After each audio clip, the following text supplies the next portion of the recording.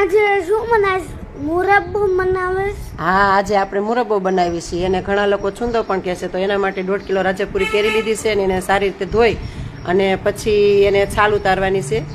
અને છાલ ઉતારીને આપણે એને બધી કેરીને ખમણી નાખવાની છે. એનું છીણ બનાવવાનું છે. છીણ થોડુંક મોટું રાખવું એટલે જેથી કરીને છીણ છે મુરબ્બો છે એ વધારે સારો લાગશે. મોટું મોટું ખમણ હોય એટલે વધારે સારો લાગે છીણ એનું, અને ચાસણીમાં પણ એ વધારે અનુકૂળ લાગશે.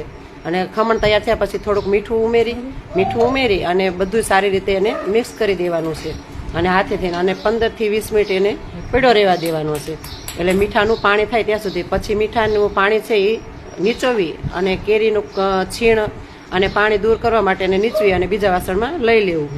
1.5 કિલો કેરી છે એટલે 1.5 કિલો આપણે ઝીણી ખાંડ પણ લેવાની છે જોડે, અને એ ખાંડ ઝીણી લેવાની છે. જો થોડી મોટી હોય તો એને મિક્સરમાં અધકચરી કરી નાખવી, નહીંતર એમના અમે ઝીણી લીધી છે એટલે બધી પૂરી નાખી છે.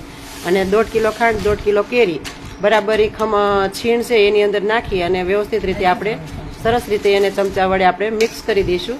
મિક્સ કર્યા પછી એને તડકે મૂકવાનું છે, માથે સરસ રીતે કપડું બાંધીને. એટલે તડકા છાયાનો મુરબ્બો પણ આ લોકો ઘણા એને કહે છે એમ, પણ તડકે મૂકવાનું છે એટલે માથે પછી કપડું બાંધી દેવું એટલે ધૂળ અંદર ન જાય.